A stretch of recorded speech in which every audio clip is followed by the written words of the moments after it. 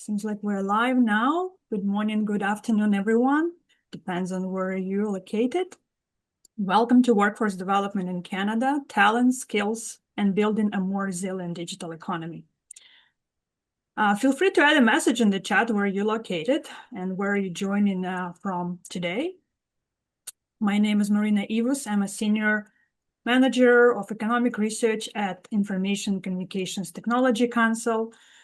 Stands for ICTC, and I will be your MC for today. Okay. I see some people are still joining. No messages in the chat yet. So if you would like to add where you joining us from, I would really appreciate to see where people are coming from. Okay, this webinar will be presented in English with AI generating captions. I see people said typing, Calgary, Ottawa. Nice. Okay, I will come back to that later. Yeah, so some housekeeping items. This webinar is in English with AI-generated captions and with MC speaking with Ukrainian accent. To enable translated captions, click More or the three dots in your bottom toolbar, and right now you can see it on your slides. Then click Show Captions, then click the up arrow in the top right corner of the Show Captions icon in your bottom toolbar and toggle Translation to On. Set your speaking language and then set your caption language. And this step-by-step instructions also will be posted in the chat in English and French.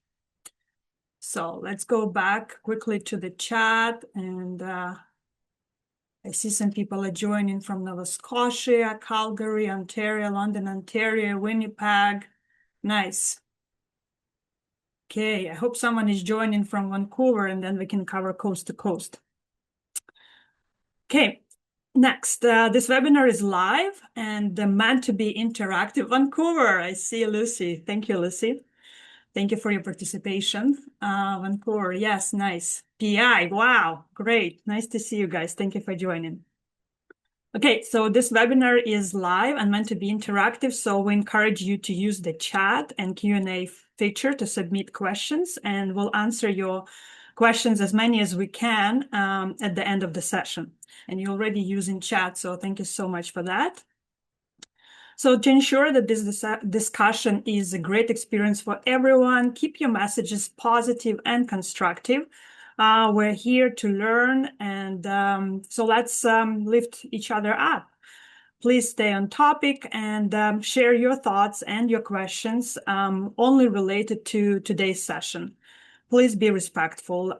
Diverse viewpoints are welcome, but remember there is always a real person on the other side of the screen and in every comment. And finally, no self-promotion, please. Save links and pitches for after the session. Another thing, when webinar ends, there will be a short anonymous survey for you to submit your feedback that will help us to improve these sessions.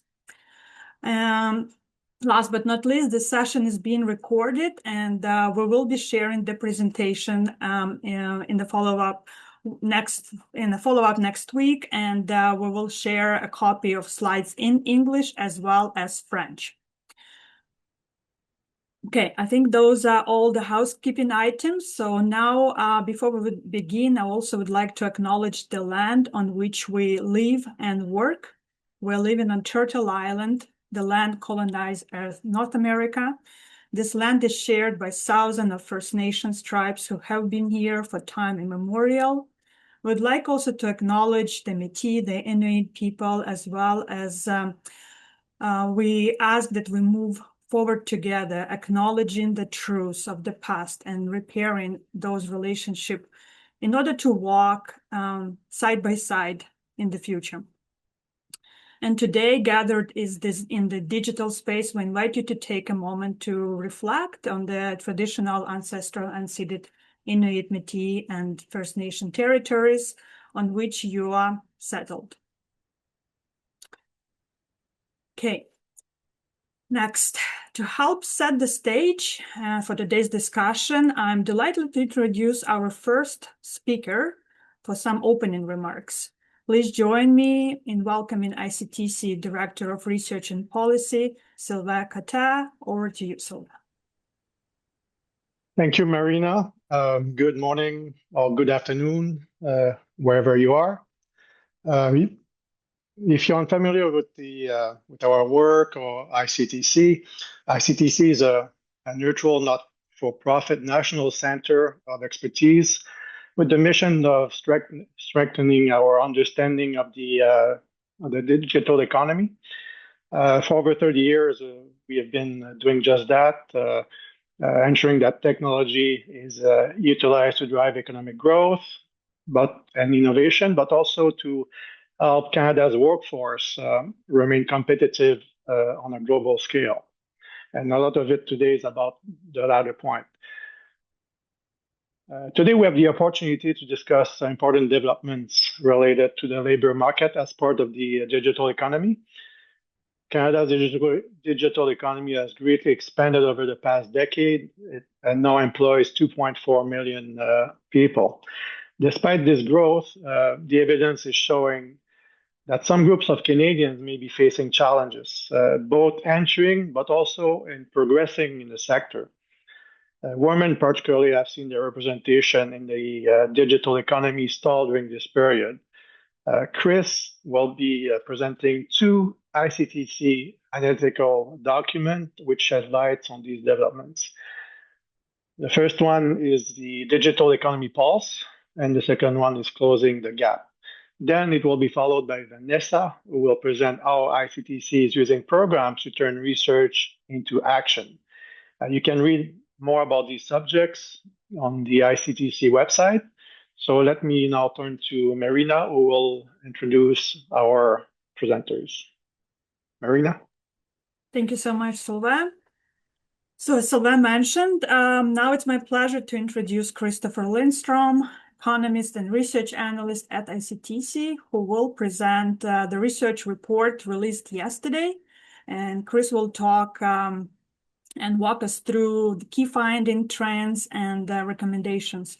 Over to you, Chris. Sure. Thanks, Marina. Thank you all for joining us today. As Marina mentioned, my name is Chris Lindstrom. I'm an economist and research analyst here at ICTC, and I'm also one of the co-authors on the Digital Economy Pulse report. Today, I'll be walking you through some of the key findings from our latest publication from yesterday, how it fits into kind of our broader range of publications in this series. And, for today's topic specifically, we're talking about workforce development within Canada. So to start with a little bit of context, as I mentioned, this is part of ICTC's quarterly Digital Economy Pulse series, which, as the name suggests, is a quarterly publication that looks at trends and challenges shaping Canada's digital economy. Our last edition focused on how businesses adopt technology and sort of the productivity implications of that. And this one focuses on the people, so specifically who works in Canada's digital economy and how we can build a stronger pipeline with that context in mind. Broadly speaking, we look at three things. So the composition of the workforce, so who works in it, questions of representation and equity, and then we do a bit of a deeper dive into the barriers to integrating the talent that's already available and some of the policy implications, so what can actually happen in practice to address those barriers. In terms of sources, this analysis combines secondary data, primarily from Statistics Canada's Labour Force Survey, and then we supplement this with our own data, so primary data, this in the form of employer interviews, as well as survey insights that from surveys that we distributed across, a bunch of stakeholders across Canada. And what we do then is we take these kind of macro level data trends, we supplement these with real world perspectives from industry to get a bit more of a nuanced understanding of the why and how of what we're seeing. The overall goal of this report specifically is to identify strategies that allow us to build a workforce that is more inclusive, more innovative, and as a result, more competitive against this backdrop of technological advancement that's been shifting economic output and productivity. So to start, why is workforce development important? Canada's digital economy is a critical lever for productivity, innovation, and global competitiveness. And as Sylvain mentioned earlier, it employs roughly 2.4 million people today. That economy, however, depends on a diverse and well-developed workforce, and it faces persistent challenges around things like representation, equity, and the full integration of available talent. So in the report, we group these into sort of three key points of concern. The first is a lack of equitable representation and compensation across the workforce. The second is an aging workforce that isn't yet being replaced with enough adequately skilled entrants at that earlier stage of their careers. And then the third is the underutilization of the skills and knowledge that newcomers bring with them. So as you might notice through these 3 points, each represents talent that Canada already has, but isn't quite fully drawing on. And that underused capacity carries a real economic cost and implications moving forward. So the question, running throughout this report, and I guess throughout my section of this presentation, isn't really whether Canada has talent, but it's rather whether Canada is fully developing and using that talent to its fullest extent. So with that in mind, we can look at who actually makes up the workforce, starting with age. Over the past 20 years, the share of young workers, so that's the light blue line at the bottom of that visualization right there, aged between 15 to 24, fell from 9.2% to 6.7% of the digital economy specifically. While the share of workers aged 55 and older, so that's the black line right above, grew during that same period. So to put that into perspective, youth are now about half as present in the digital economy as they are in the overall economy. So as I said, in the digital, it's 6.7%, and in the more general economy at large, it's around 13.2%. Instead, the digital economy as a sector skews more towards workers aged between 25 to 54 relative to the economy more broadly. A likely driver here that we've identified through our research is that rising education and experience requirements may be delaying when young people are able to enter the sector. So even at this early stage, when we're talking about fresh graduates, we can see the beginnings of a pipeline problem, where the workforce isn't fully replenishing itself from the bottom up, as the characteristics that are demanded of workers today have shifted quite a bit from years past. Age is one dimension of composition, and immigration is another, which showcases I guess a story of more rapid growth than the age piece. Immigrants made up 37% of the digital economy workforce in 2024, so that's around 885,000 people. This is up from 26% around 2 decades ago, in 2007. Non-landed immigrants, which are temporary foreign workers, also rose gradually over that same period from 2% to 6%. However, many internationally educated professionals remain underemployed despite holding strong technical skills. The barriers that employers have cited through our interviews tend to be a preference for so-called Canadian experience, as well as inconsistent recognition of foreign credentials. So folks who are very technically who have that technical expertise it's difficult for employers to identify how well that really translates to the Canadian working context. In practical terms, then, this means a pool of skilled workers that Canada has already attracted is not being fully put to work, which is precisely the kind of underutilization that I mentioned earlier. So the report, broadly speaking, points to 2 paths forwards. One is changes on the employer side around hiring and onboarding, kind of facilitating that integration into that new working culture. And then on the newcomer-focused programs that support integration more directly, such as a resume and CV modifications.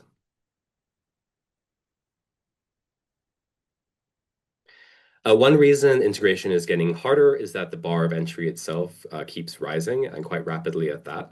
Education levels in the digital economy have climbed steadily. So if you look at that graph over there on the right, you'll see that between 2006 and 2024, the share of workers with graduate degrees, so that's in the black on the very right side, rose from 11% up to 20%. And likewise, in red, you see that those with bachelor's degrees rose from 29% to 40%.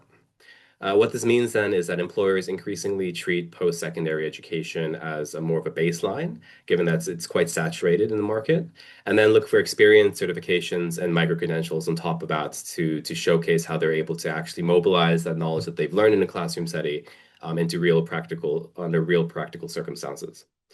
You'll note that requirements do vary a bit by role. So, for example, quantum computing might lean heavily on PhDs, whereas some roles related to software or games might still hire from boot camps or alternatively accept shorter term or more modular credentials in lieu of degrees, especially if provided by reputable post-secondary institutions. What is also noteworthy is that the growth rates of these types of roles vary quite a bit. So, for example, software developer and engineer employment is growing faster than that of, say, an entry-level user technician, meaning that the average years of experience that employers are looking for also continues to rise over time. So the bottom line here is that the entry bar isn't static, it's moving upward over time, which helps explain both that sort of youth participation gap as well as the difficulty newcomers face in getting recognized upon landing. Both of these trends points to a central challenge, which is addressing both unemployment and underemployment among potential tech talent, despite having a large tech talent base. Two groups stand out in particular, as I mentioned. The first is youth who face high unemployment, and then the second is internationally educated professionals whose skills too often go underused. To address this, the report frames the response around the kind of three core levers or pillars. So first is work-integrated learning. Second is employer-led upskilling. And then third is the integration of internationally educated professionals, as I alluded to previously. So starting with the youth side, young entrants, as I mentioned, often face a long runway of co-ops, internships, and experiential learning before they can meet employers' hiring criteria. And this is where work-integrated learning or WIL programs become especially important. It builds a real-world experience and employer relationships early. In fact, employers consistently rank through our survey that co-op experience is the highest of any form of early credential that they value on top of that kind of baseline post-secondary diploma. It's also a strong pathway into permanent work. A substantial share of WIL students go on to be hired by the same employer that they did their co-op with post-graduation. Approximately 1 in 3 students do so. The report also takes a look at something a little bit more recent called synthetic WIL. So these are self-directed projects run in an innovation hub, supervised by an entrepreneur in residence, rather than being placed inside a single or real company. The advantage of this model is that it scales up more readily, where smaller employers kind of lack the capacity to supervise the student directly. Although the caveat there is that there is no employer to then return to right after. Further, the impact of this has not yet been formally measured to the same extent as WIL. Broadly speaking, WIL as a sort of program offering is really about lowering that barrier to that first opportunity, which is exactly where we see young people struggling to get into the market. Upskilling, on the other hand, is the process through which people who are already in the workforce are able to move up, or more recently, especially transition laterally. Employer-led upskilling helps existing staff move from those entry-level positions into the higher experience in-demand roles, which is exactly the kind of experience employers are increasingly looking for, so that kind of mid-career fit that I mentioned previously. And notably, our research shows that upskilling is a more common response to skills gaps than either automation or offshoring. So when possible, lots of the employers that we spoke to don't want to remove workers from their workforce. Oftentimes, they have a very technical or contextual firm knowledge that are extremely valuable to continue using. But it's just finding a different way of utilizing that within this technology, advancing economy. The most common approaches include training, mentorship, and buddying, funded certificates and micro-credentials, and reskilling in order to retain workers. What with the recent trends in AI, it's also worth adding that the full workforce impact of automation isn't quite yet fully understood. It's rapidly evolving. Employers are indeed watching how tools like a Microsoft Copilot and other Gen AI tools are able to be integrated into their workflows and the implications that those have for their workforce. That said, a subject matter expert we interviewed specifically from the creative technology industry added that the full effects of things like AI-assisted development and some of these subsectors probably won't fully land until a bit further down the road, say, 2030 or so. Beyond the pipeline piece, which ensures people more generally are able to enter the digital economy, another crucial piece is a question of who these people actually are and whether they're fully and fairly represented within it. When we look at this representation lens a bit more closely, some clear gaps emerge. Women made up 32.6% of the digital economy in 2024, despite representing nearly half of Canada's more general workforce at large. Indigenous identifying workers accounted for just 1.4% of workers in tech as of 2021. And in that same year, the tech gender pay gap sat at roughly $20,000. Looking at women specifically, their share has barely moved up over close to 2 decades. It's only gone up by 2.1 percentage points since 2006, from 30.5% to 32.6%. At that same time, the pay gap is widening. So back in 2016, the pay gap was $7,200, and that's moved up to $20,000, as I mentioned. And of course, these gaps also compound for other groups. So racialized tech workers earned around $14,200 less, and Indigenous tech workers face a salary gap of around $14,800. So at a high level, then, what we're witnessing are several things at once. We're witnessing a period of immense sector growth, both in terms of size, output, and employment. But this is coupled with representation shares, which have remained largely stagnant over time, along with an increasing imbalance of how much these individuals earn compared to their counterparts. So, that indicates that there's a little bit more at play within the sector itself than what that aggregate employment share figure might otherwise suggest. And now this kind of feeds into that second report that Sylvain mentioned. So an earlier report we published called Closing the Gap looks a bit more closely at that gender piece. And an upcoming short piece that we'll be publishing also is kind of like speaks to how those results between these two reports can be interpreted when taken in tandem.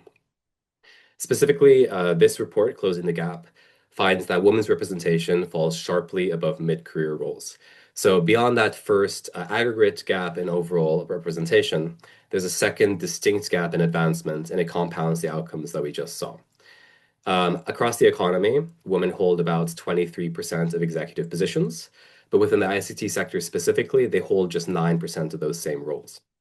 In the next up roles that are meant to feed into senior management, women's share has actually fallen between 2022 to 2025 from 54.5% to 45.3%. This indicates, this isn't just a short-term trend. This alludes to, a midterm, long-term, no quick fixes, I suppose. These imbalances persist when we look at both labor market entry as well as attrition figures, which are kind of the main mechanisms, transmission mechanisms through which this representation can be captured. So roughly 62.3% of women STEM graduates never enter STEM careers in the first place. And over a 10-year period, 13.7% of women left STEM compared to just 8.3% of men. So what these figures point to then is a workforce that women not only face barriers into entering, but also to moving up within, a glass ceiling, you can call it. The Closing the Gap research points to a few barriers that are driving these outcomes. So the first is a biased perception of leadership traits, where persistent stereotypes define leadership in masculine terms. And consistent with this, 39% of the women interviewed for that study reported gender bias in promotions.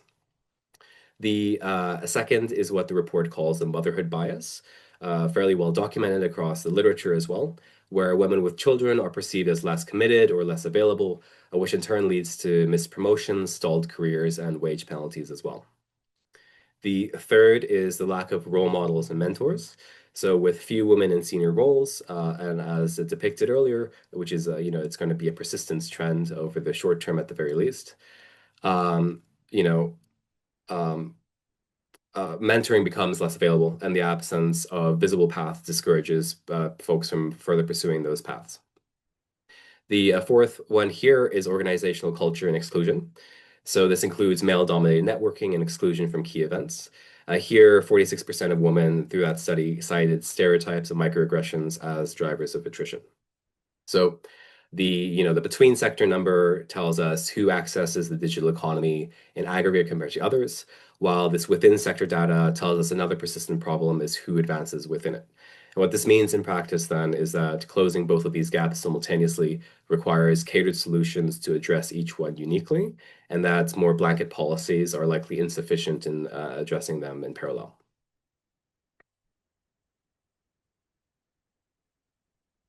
That concludes my overview of a report, which is published, as Marina mentioned, just the other day, and can also be accessed through the QR code on the slide right now, if interested.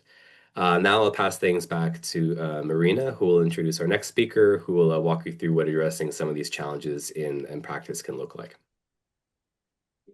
Yeah, thank you so much, Chris. Thank you for sharing these insights from our latest report. And this research definitely highlights the importance of representation and inclusion in today's digital workforce.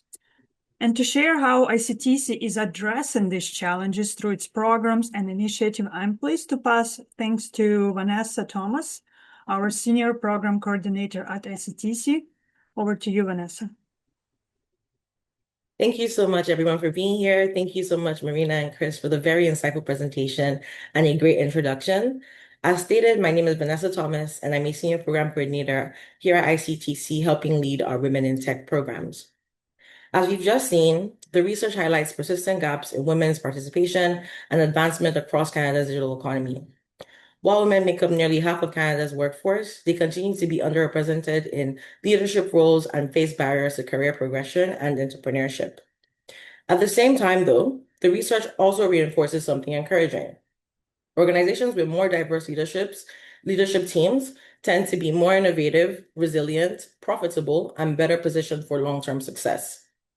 At ICTC, we use these research findings to shape practical programming that helps address these barriers. Through our Women in Tech portfolio, we've delivered 2 national initiatives funded by Women and Gender Equality Canada, each designed to support a different audience while advancing the same goal of creating more equitable opportunities across Canada's digital economy. The first is our Advancing Women's Leadership Program, which works with employers and organizations to strengthen inclusive leadership pathways internally. And the second is the Changing the Narrative Program, which supported women entrepreneurs by expanding access to mentorship, professional networks, and opportunities for business growth. Together, these programs demonstrate how research can move beyond identifying challenges to creating practical, measurable solutions. So taking a deep dive into each program, we're going to go ahead and start with the Advancing Women's Leadership Program. The Advancing Women's Leadership Program is a national program designed to support organizations by providing them with the tools, resources, and practical guidance needed to better attract, hire, support, and more importantly, advance women into leadership positions within their organizations. The program originally launched for participants in March of 2025 and is being delivered across 5 provinces, being Ontario, Quebec, Manitoba, Alberta, and British Columbia. And the goal is supporting organizations at different stages of the equitable leadership journey, because we understand that equity, diversity, and inclusion isn't a one-size-fits-all. And because of that, when participants join the program, they are first encouraged to fill out ICTC's custom equitable leadership assessment tool. Filling out this assessment tool helps them better understand their organization's current practices and identify opportunities for improvement. From there, organizations participated in a series of 14 expert-led webinars delivered in both official languages, and they covered topics across the equitable leadership journey, from topics relating to employer branding, inclusive recruitment, workplace culture, leadership development, sponsorship, mentorship, just to name a few. And to help organizations move from learning to action, participants also took part in hands-on implementation workshops where they developed practical action plans tailored to their organization's needs and goals. And as I'll touch on shortly, the success of these activities also highlighted an opportunity to provide organizations with even more implementation-focused support through the next phase of the program. So these efforts that we've had for the Advancing Women's Leadership Program since March 2025 have translated into strong participation and, more importantly, meaningful organizational change.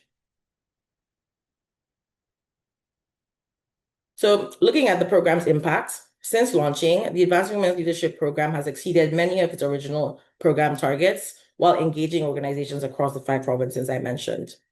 We've worked with more than 650 organizations, connected over 100 mentors, delivered 14 webinars, as I mentioned, and built a strong network of ecosystem partners who continue to support this work.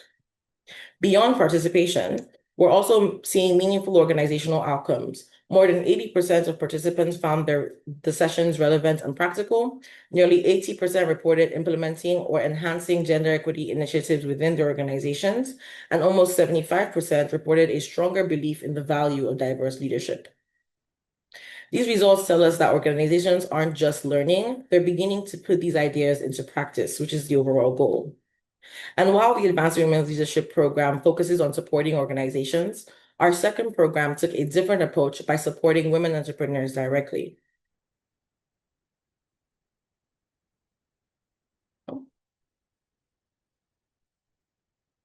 Perfect. So our second initiative is our Changing the Narrative program, and this program focused on supporting women entrepreneurs in the Canadian digital economy by strengthening entrepreneurial capacity and expanding access to mentorship, networks, and funding opportunities. The program ran from March 2024 to March 2026, so it just concluded and was delivered across 5 provinces as well, but this time it was Ontario, Quebec, Manitoba, Alberta, and New Brunswick, as opposed to British Columbia, like Advancing Women's Leadership. And the program was tailored to the needs of entrepreneurs in each province because, again, we acknowledge that there might be geographical challenges. So throughout the program, participants engaged in entrepreneurship workshops, mentorship opportunities, networking events, and provincial pitch events designed to help women founders build their businesses, strengthen their skills, and expand their professional networks. By combining practical learning with mentorship and community building, the program helped create stronger connections between women entrepreneurs and the broader innovation ecosystem. By the time the program concluded earlier this year, we had exceeded many of our original targets while hearing powerful stories about the impact these opportunities had on participants. So over the course of its run, the Changing Narrative program supported more than 560 women-owned businesses, engaged over 100 mentors, and delivered 5 provincial pitch events. We also established partnerships with organizations across Canada. While these participation numbers are important, some of the most meaningful outcomes came directly from participants themselves. Many shared that the program increased their confidence, expanded their professional networks, and encouraged them to pursue opportunities they may not have considered otherwise. One participant described realizing that she wasn't alone in her entrepreneurial journey, while another shared that participating in the Changing Narrative program gave her the confidence to apply for and ultimately succeed in larger pitch competitions. These stories remind us that meaningful change isn't always only measured by numbers, but sometimes it's measured by confidence to take the next steps. And that's why in doing research, ICTC does both quantitative and qualitative research and case studies as well to get these in-depth stories from our participants. So although the Advancing Women's Leadership Program and the Changing Narrative Program serve different audiences, both programs were developed using the same philosophy. But of course, evaluation doesn't just tell us what's working, it also helps us understand where organizations continue to need support, which takes us into our 2026-2027 program year. So one of the most valuable outcomes of these programs has been the opportunity to learn directly from participating organizations. While both programs delivered strong results, our evaluations also showed us that many organizations were still looking for more sustained implementation-focused support to help them turn learning into long-term organizational change. So building on those lessons, ICTC received additional funding to continue and expand this work through the Advancing Women's Leadership 2026-2027 extension. And this current phase places a greater emphasis on supporting organizations in those same provinces, but this time with added focus on reaching rural and underserved communities, while also expanding the level of practical implementation support available to participants. So organizations still continue to begin their journey using our equitable leadership assessment tool because it is foundational in helping organizations identify what areas they need the most support in. But now We're providing more structured opportunities to put those insights into practice through our new offerings, such as our Assessment to Action series, our executive coaching, our Women in Leadership Living Lab, and our allyship workshop series. Together, these activities are designed to help organizations move beyond awareness by implementing, testing, and sustaining equitable leadership practices within their workplaces. Rather than simply extending the same activities, we use findings from our research and the initial iteration to redesign the program to better fit the needs of our participants. Ultimately, the extension reflects ICTC's commitment to continuous learning. Rather than ending with the completion of a program, we're using the evidence we gathered to refine our approach and continue supporting organizations as they build more inclusive workplaces. Across both programs, the process has remained the same. We begin by understanding where barriers exist. Using ICTC's research and feedback from our participants already engaged in our programs, these insights then allow us to design targeted initiatives that respond directly to identified needs rather than relying on assumptions. Organizations and entrepreneurs then engage with the practical supports, whether it's mentorship or assessments or coaching or workshops or networking opportunities.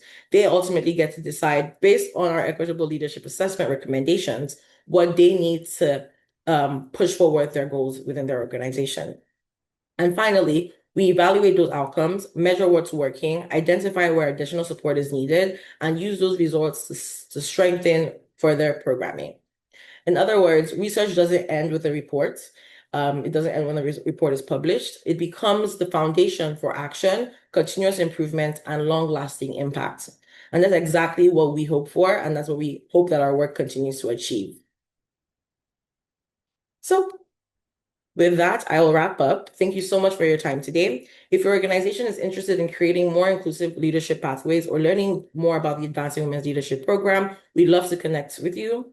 You can learn more by scanning the QR code on your screen to be directed to the program page. We also recommend that you fill out our Equitable Leadership Assessment tool just to find out where your organization is and if there are any areas where you could also benefit from support. And if you are interested in becoming a partner or a mentor for this program, please reach out to our Women in Tech team and we'll be happy to assist you. Our email is on your screen. Thank you again for your time. Back to you, Marina. Thank you so much, Vanessa. And to dive a little bit deeper in the research and the insight that was shared today, I would like to open the floor to the question and answer session. If you have any questions for Chris or Vanessa, please feel free to submit them in the chat or Q&A box if you have not already. I see there are two questions right now, one in the chat and one in Q&A box. So we'll start the one in the chat. Do you have any statistics on disability representation within the sector? Over to you, Chris, to answer this question. Sure, yeah, that's a great question. I also see maybe I can address that and the gender attrition question in the chat simultaneously because I don't think the answer will change all too much. Sure, we didn't examine disability representation or cross-sector evaluations of attrition in this edition of the Digital Economy Pulse, so I can't quite speak to that in terms of numeric values. This is in part due to scope as well as data availability. So the Digital Economy Pulse series more broadly is meant to kind of provide a current high-level pulse check or snapshot of different elements of the state of the digital economy more broadly. And in doing so, we prioritize data that's actively and readily available through StatsCan's LFS and related sources. So that allowed us to kind of hone in on that gender, age, immigration, and Indigenous identity aspects of it. That said, both are definitely important dimensions of workforce development, and I think that warrants a bit of a deeper dive in the future once that fits. Okay, thank you so much, Chris. And while still we're waiting for a few more questions to come in the chat, there were a few questions that submitted before the session through the registration, so maybe I'll move to those. So this question is from Sarah C. She asked, what role do you see non-degree employer responsive training providers like university continuing education units having in this ecosystem? Would you like to cover this one, Chris? Sure, yeah. And I think this might touch a little bit on the most recent question in the chat as well. Sure. So we see that post-secondary and other kind of employer responsive training providers have an increasingly important role, but probably not as a replacement for traditional degrees. So one of the trends that we found that I spoke to is that employers increasingly view post-secondary education as sort of that baseline qualification. So it doesn't mean that they're any less important than before, but it's maybe not a sufficient condition to secure lots of these entry-level jobs. So on top of that baseline, they're looking for practical experience, certifications, micro-credentials, and more generally, I guess, just that evidence that people can keep their skills current and they're able to apply it in real settings. So that's where employer responsive providers can really add that value. They're closely connected to industry. They can adapt their curriculum much more quickly than traditional degree programs and deliver that targeted upskilling in areas where demand is evolving rapidly. So whether that's AI, cybersecurity, cloud technologies, data analytics. So I think the key in that is that in these programs, they work best when they're connected to employers. They incorporate projects, work integrated learning, direct employer partnerships to address that kind of biggest barrier that I identified, which is essentially that employers increasingly wants to have proof of practical experience alongside that formal education. So yeah, I guess the bottom line there is it's less of an alternative to university, but it's a very important complement to help entry levels, but also staff in other stages of their career who now continuously need to adapt to that to tech developments. Okay, thank you so much, Chris. And the next question, again, it was submitted through the registration. How can PSIs, post-secondary institution, prepare or adjust their offerings for this workforce changes, which is in line with the question that was just asked in the Q&A box. Based on these findings, what priorities do you see for post-secondary institutions in terms of supporting workforce needs and close equity gaps? Sure, I think I'll push further on that kind of like co-op will aspects of it. Lots of the employers that we spoke to really emphasized that co-ops and on a resume are really a big value add to lots of these students.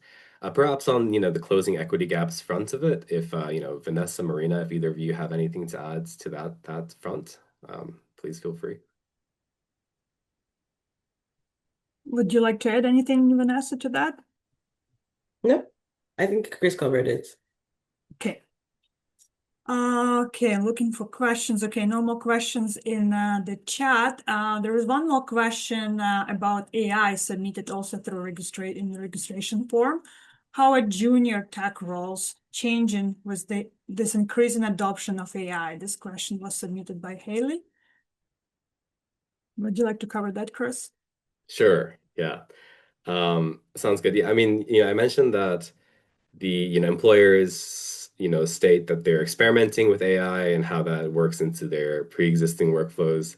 I've also mentioned that the full impact of it is probably further down the line. So this isn't a matter of months, but several years to really understand how that impacts real demand and the types of skills required. But there are a couple of things that we have seen already. So one is some of those expectations for junior staff are evolving. So increasingly, employers mention that they aren't looking for just technical ability, but for people who can use AI effectively alongside especially soft skills, so such as communication, teamwork, problem solving. So the real human elements of working together. They're also placing a greater value on applied skills. So not only can you code, but do you have the ability to work across disciplines and domains, understand business needs, and then proactively translate that technical knowledge into practical solutions. So you'll notice that the biggest in-demand kind of demographic right now is that kind of mid-career demographic. And those are kind of precisely the kinds of capabilities that come with that work experience, which helps kind of explain that strong demand. Yeah, I think that kind of speaks to that. Yeah, thank you. And we do have one more question also submitted through registration form. Why do skilled newcomers struggle to find tech jobs despite Canada's reported talent shortage? Which is a very good question, and I think you covered it in your presentation. I'm not sure if you want to add to it or elaborate on it a little bit more. Sure.